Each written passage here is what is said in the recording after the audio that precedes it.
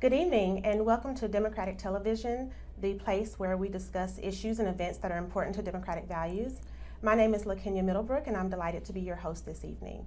Before we begin, I did want to share a few very important dates with you all. As you know, this is an election year. 2018 is a very big year and very important, and we want to make sure that anyone who is interested in running for public office is aware of some critical dates. First, if you're interested in running for any of the county positions that are open this year, the qualifying deadline is February 15th at 12 noon of 2018. And if you're interested in running for state or federal office, the qualifying deadline is April 5th at 12 noon again, and those petitions can be picked up at the Knoxville County Election Commission and will be turned in there. If you have any questions, you can contact the Election Commission or visit their website. Now, on to tonight's show. I'm very excited to have a very special guest here with us tonight who is here to talk about an event that has been a staple of the Knoxville community for more than 30 years now.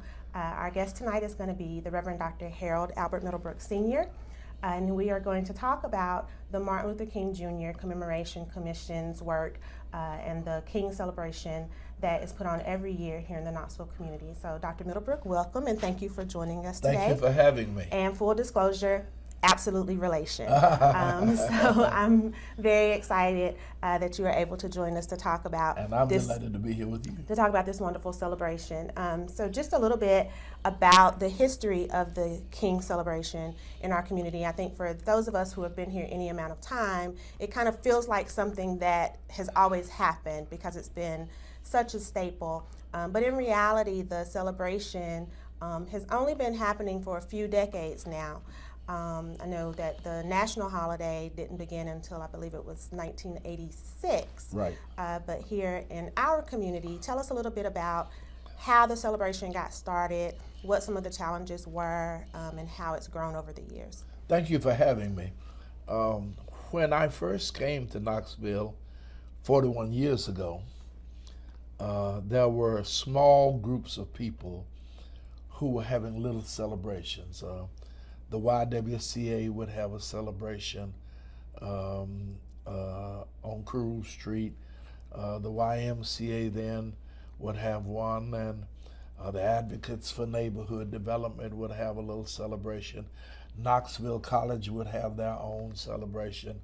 The University of Tennessee Black Culture Center would have theirs. And the ministers would have one. Mm-hmm. We kept ours going for several years, for about 5 years, just under the banner of the Ministerial Alliance. And the Lord moved on us to say, Martin King was a man who was about unity, about people working together, and not the community not being splintered. So I was joined by Theodis Robinson, Dewey Roberts, and a number of other people. And we called together all of the sponsoring organizations, all of the fraternities, the sororities, everybody who was having a celebration. And we said, what would happen if we had one large celebration in Knoxville?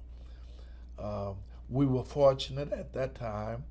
The Chamber of Commerce is where the K-Trans transfer point is now. And so we met at the chamber so that we could be on neutral ground rather than meeting on anyone. And everybody kind of responded very well to it. And that was the beginning, 86, 87, of the community-wide celebration. And it's been going on ever since. Yeah, so some of those early celebrations, kind of tell us a little bit about what they looked like. What did the early celebrations kind of entail? I was always, from the very first time we did it, when we did it under the ministerial group, I was pleased and surprised because we would have a fairly large group of people. We tried to have it at Mount Zion Church, and we had it at Old Bethel AME, and in church because it was under the banner of the ministers. Beck Culture Center was having a celebration during that time. And when we called the community together, we said, where can we have it that's going to be large enough? And so we immediately thought about Greater Warner because that was the oldest African American church in the city. It was a part of the Underground Railroad. And we were pleasantly surprised at the crowd that showed up and the interest that people had. Of course, when we first started the celebration, school was not out. Right. It had not become a holiday in the state or the city. And so under the ministerial group, we would have it 2 services on that day. We would have one at the church, in the school or somewhere, and then one at the church. For most of the 5 or 6 nights that we did it, we had it at Rogers Memorial because the Carpetbag Theater would do a production for us. But we brought Maxine Smith out of Memphis, who was a schoolmate of Dr. King. She was at Spelman while he was at Morehouse, and she was the executive director of the NACP in Memphis. She came to town twice. We brought Dorothy Cotton, who was a member of their CLC staff. Our first speaker was C.T. Vivian. Oh, wow. You know, C.T. has so much information, and he talks so fast, you really got to, you got to hang on to It's hard every word. to catch up sometimes. Yes, He's a indeed. dynamic speaker. When we went to the city, well, we went to Greater Warner, and it was interesting that Victor Ash became the mayor while we were in that process. And his first celebration, we were at Greater Warner, and he looked at it and said, "Oh, this is too large," because the place was literally jam-packed. Right. He said, "This is too large. It needs to be in the city's house where all of the people will feel comfortable." And so we transferred it from Greater Warner for 2 years to the city auditorium. That posed a couple of problems for us. One, we were giving Greater Warner a gift and offered her a gift. But when we went to the city auditorium, the fee was enormous. Substantially more. The people had to pay to park. We had to pay for security.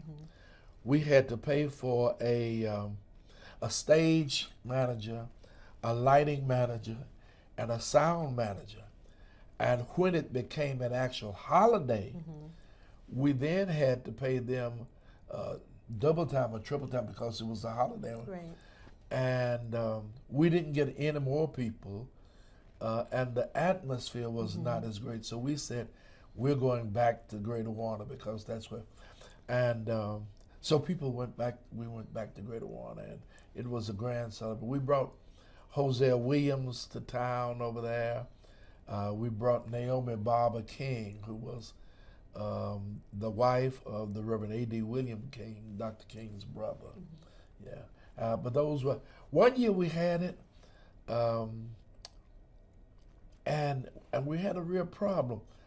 I was up that morning getting ready to go to a couple of television stations to start moving, and I got a phone call, and it's Dr. Wyatt T. Walker, who had been the executive secretary of SCLC, and he said, "What's going on in Knoxville?" And I said, "What do you mean, what's going on? We're getting ready to hear you today." And he said, "Oh, no. I said, "I'm in Charlotte." Said, "And y'all's airport is iced in." And I said, "What are you telling me?" I said, "Let me call you right back." And so I started checking around, and I went out of our own house and slipped and fell, and started checking, and we could not have it that day. We were fortunate he was able, I called him back, and I said, "You better get a plane back to New York." And he did, and he said, time they got in the air, they announced that the airport at Charlotte was closed. Oh, wow. And time they landed in New York, the airport at LaGuardia closed. And so we could not have it that year. That year, we went to an April 4th celebration. But we've had some very, well, we really had great participation from the University of Tennessee, from Knoxville College, from all of the fraternities, from all of the organizations. I must confess that one of the entities that I have been trying, and Clarence Bond, our new chair, is trying, and all of us have tried, is we get the participation from Austin East Band, but we have not been able to get any of the bands from the other schools. We have even had the University of Tennessee participate. I remember seeing them in the parade but every we've year. never been able to get the bands from the other schools to participate in a service of unity and commitment. And so that's been one of my desires and dreams, and each chair who has succeeded me has been working at that same kind of thing. And so I hope at some point the conscience of the band leaders and the principals at the other schools and parents will be so motivated that they will start encouraging their young people. Yeah. History is for all of us. Right. And unless we all can know and appreciate where we've been, then you can't appreciate where you are, and you don't know where you're going. Right. And you talked a bit about some of the dynamic speakers that have come to share in the events, not only just the service, but also, and we'll get into some detail in a little bit about some of the events and activities that go on, but the service, the luncheon,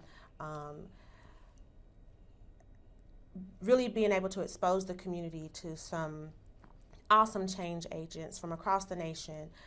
Talk a little bit about why it's been so important and what it has added to the community to be exposed to some of these speakers and activists and organizers that have been able to come in as a part of the King Week celebration.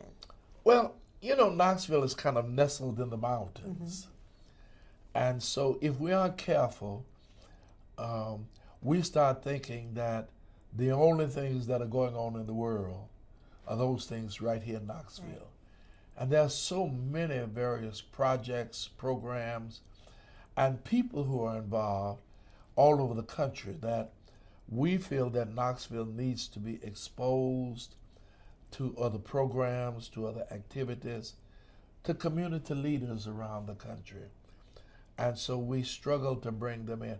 One of the things that I used to hear my mother and your grandmother say was that anytime you keep feeding on yourself, after a while you're going to eat yourself up.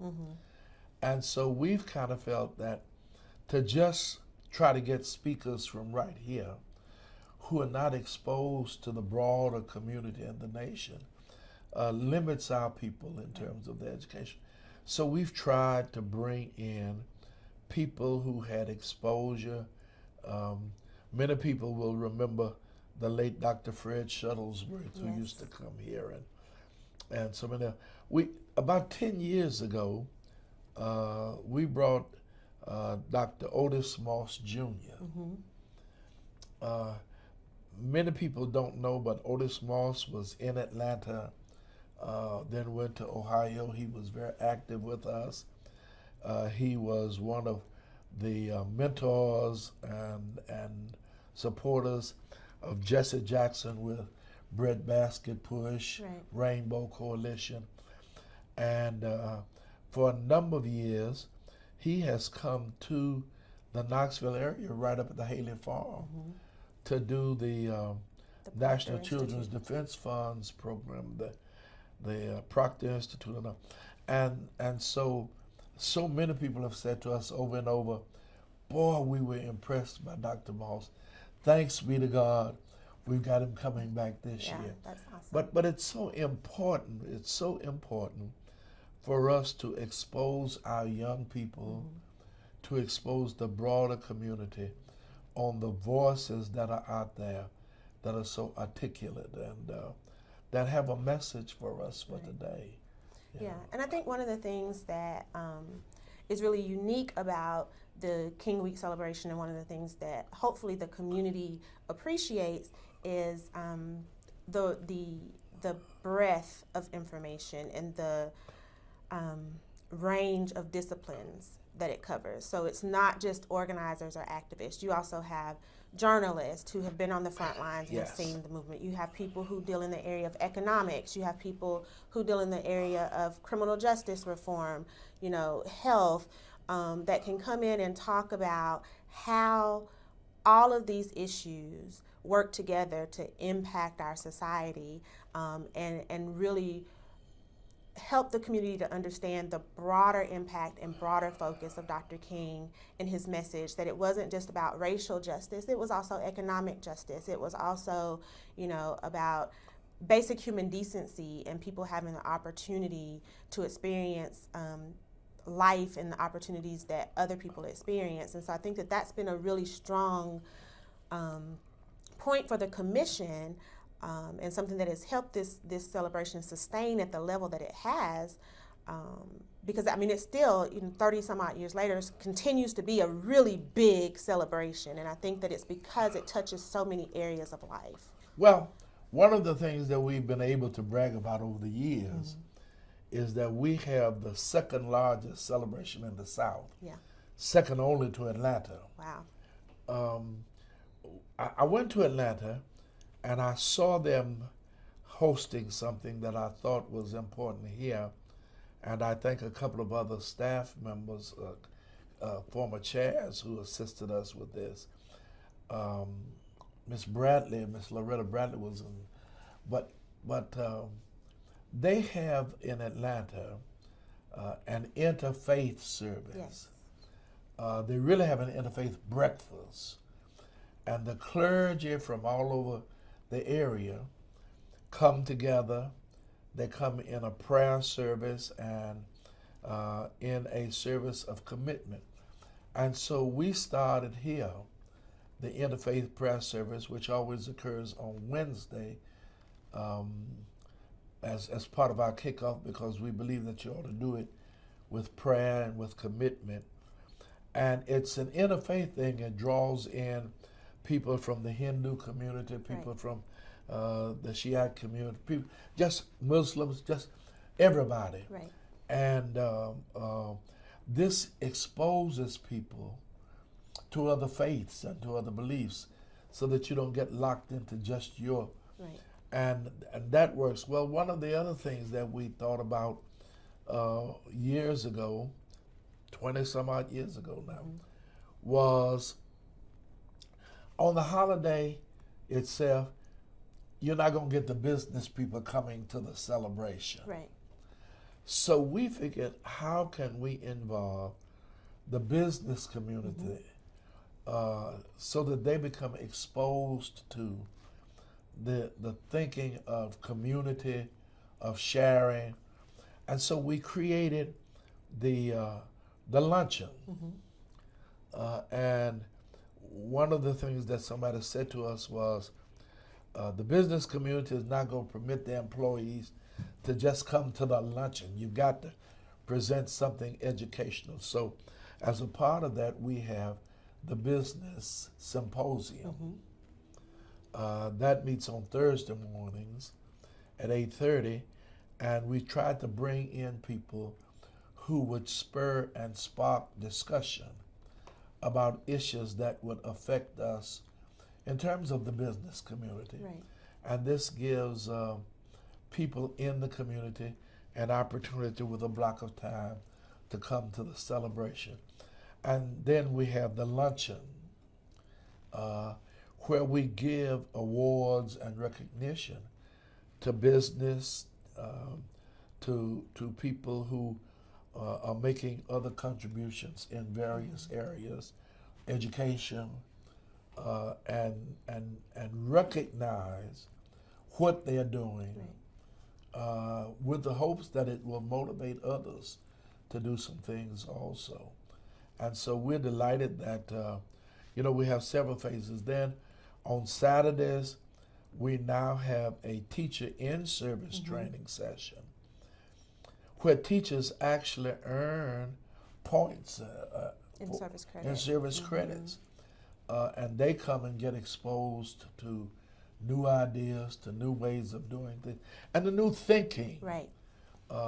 Always broaden your scope of thinking.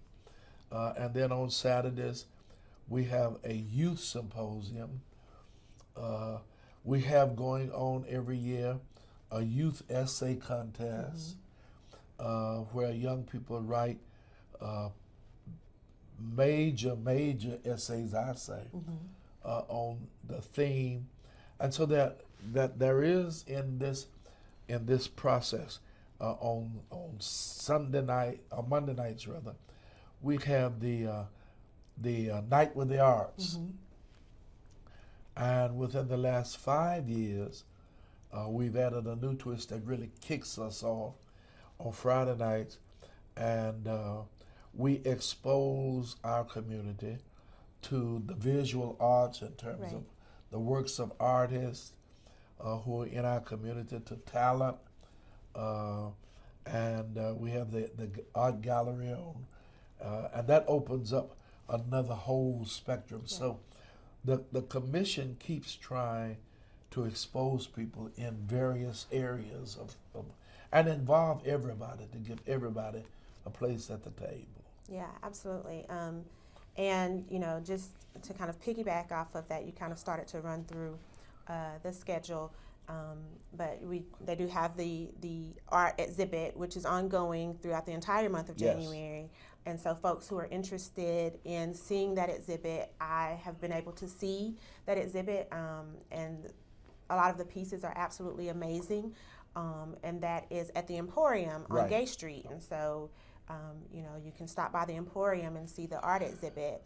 And then, as you mentioned, the interfaith service, which will be at 12 noon on Wednesday at Mount Zion Baptist Church, correct, which is the oldest African American Baptist church in the city. So there's always kind of that historic component that undergirds the work of the commission. So not only exposing them to new concepts and ideas and refreshing people's understanding of social justice and community engagement, but also connecting them to those historical points here in our city that they may not necessarily be aware of. And I'm glad you brought it up, because, for instance, with us having the Gallery of Arts at the Emporium, there are a lot of people in our city, in parts of our community, who didn't know the Emporium was there.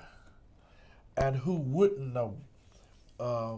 We used to have, at one time, and they do have exhibits going on during this whole period at Beck. We used to designate a 3-hour period on the holiday itself where we encourage. It just got so full that we couldn't, but we say to people even, go to Beck, see. At this year's celebration, there's going to be another announcement made that we're going to call upon people in the community to start a discussion between now and April 3rd on a time to speak out. Dr. King delivered a speech on April 3rd, 1967 in New York. And in that speech, he talked about the sins, the deadly sins, the tragedies of our community: racism, materialism, militarism. Now we can add sexism and all of the other isms. But at this year's celebration, there's going to be an announcement and a call for people to start dialoguing between now and April 3rd that will climax, sponsored by the Commission and sponsored by the Knoxville Interdenominational Christian Ministerial Alliance, a service on the night of April 3rd, the Mountaintop Experience, which will expose people and remind people that this is the 50th year of the assassination of Martin Luther King Jr. Yeah, so there's so much to commemorate, and so much to so many ways to engage, and we want to really encourage the community to continue to support the commission, continue to support this great work. Like I said, it's been a vital part of our community for more than 3 decades now. And as we were saying earlier, it kind of feels like something that has always been there, but there's a lot of work and energy and effort that goes into making these events possible, and they can only continue with the community support. And it's important to note, You know, I know one of the struggles in terms of having it recognized as a national holiday and then building support is that this is a holiday for everyone. This is not a black holiday. It's not, you know, this is a holiday for the entire community, and it's so important in honoring the legacy of Dr. King and the work that he did and the sacrifices that he made for our nation, that we all engage in celebrating and participating in this experience and growing as a community. I'm glad you brought that up because one of the things that I think is so important for folks to remember is that the civil rights movement, led by Dr. King but supported by thousands, was not a movement just for African Americans. Exactly. It was a movement for liberating this nation. Yes. The Southern Christian Leadership Conference took as its motto, when it was first started back in the 50s, redeeming the soul of America. And so because of the struggle here, the glass ceiling was challenged for women. Exactly. That people in Poland and in South Africa could pick up the struggle in this country and march. In Poland, they were marching with copies of the Bible and copies of Martin King's book that had been translated into their language, singing, "We Shall Overcome." Wow. The struggle in South Africa took on its nature because of the struggle in the United States with the civil rights movement. So people need to understand that the civil rights movement was not about African Americans only. Right.